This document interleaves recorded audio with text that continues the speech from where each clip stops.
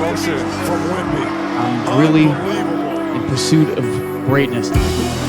Since when has it become not cool to try? Just do it! I told you today. I want to be one of the greats, inspired by the greats.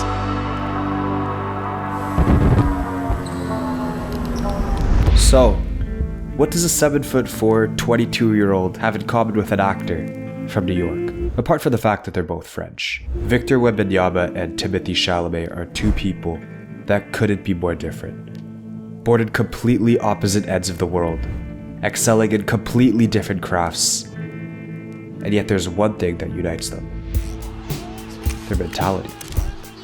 Shaped by a simple philosophy that most people have completely forgotten. To be great, you actually have to try.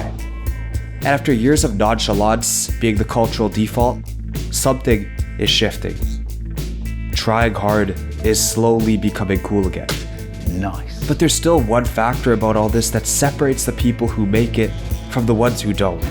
And I can't stop thinking about it, because if you don't understand it, you could spend your entire life working hard and still wonder why nothing is actually moving. It's something that Victor and Timothy embody so well that once you understand it, you'll never look at success the same way again.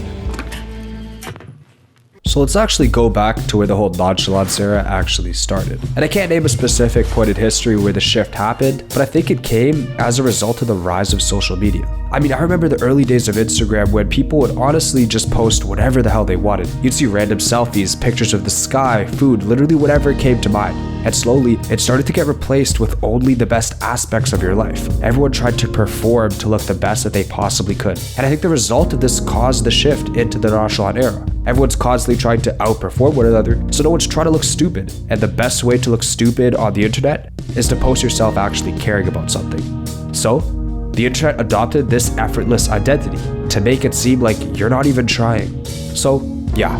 Everyone was trying to be nonchalant, mysterious. No one wanted to be caught actually being passionate about something because that would be seen as cringe.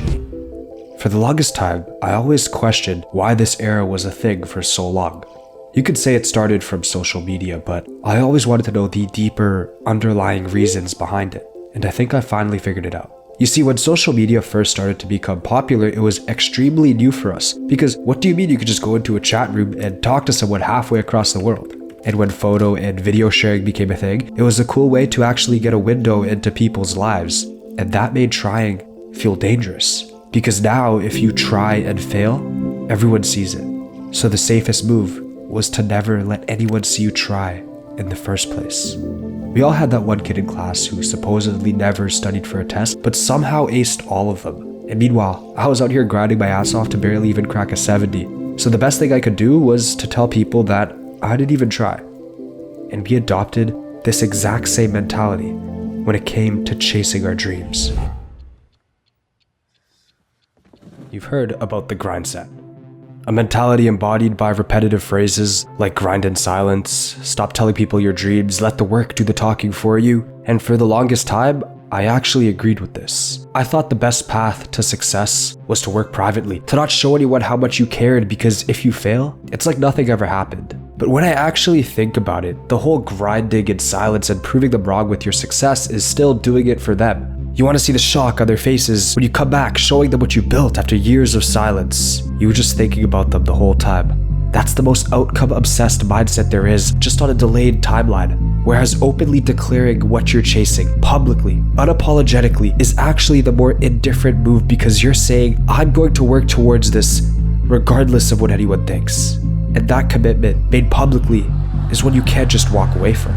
The performance of not caring protects you from the vulnerability of genuinely caring and failing. And when you hide behind that performance, you've already accepted that you might fail. You're just making sure nobody sees it when you do. And it was killing people's potential.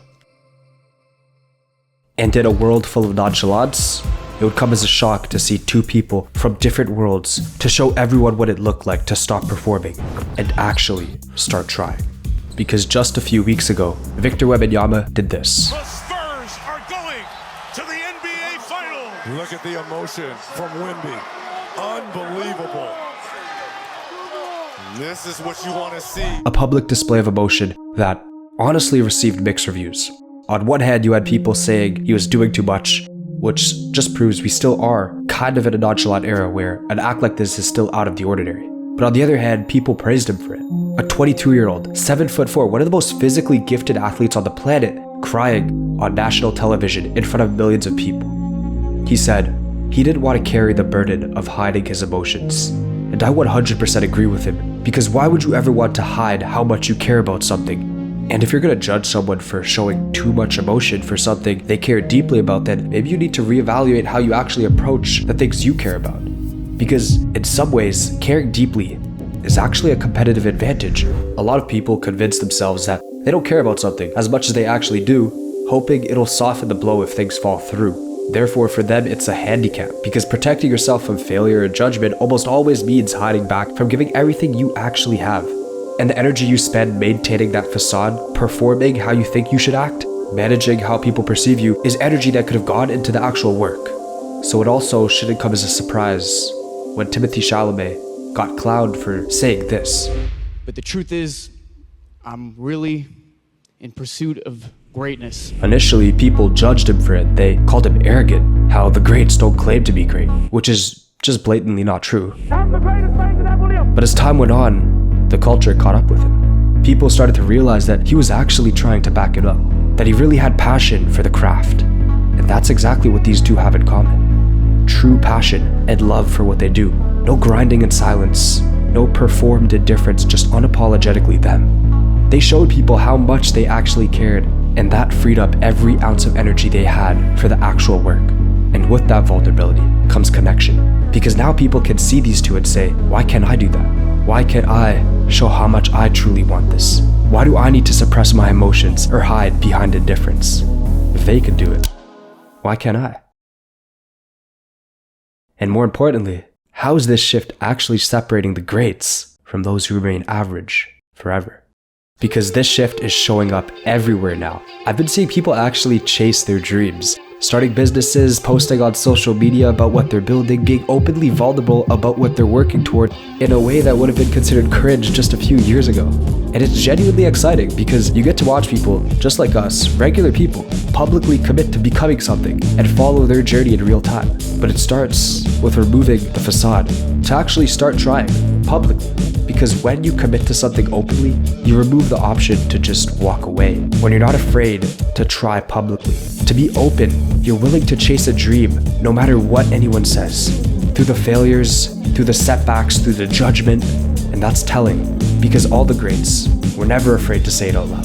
There's no performance, just telling the world you're going to do something and actually getting it done, no matter what they think of you. And that was the greatest predictor of success. The willingness to be seen trying, because the ones who succeed are the ones who refuse to hide how much it meant to them and kept showing up anyway.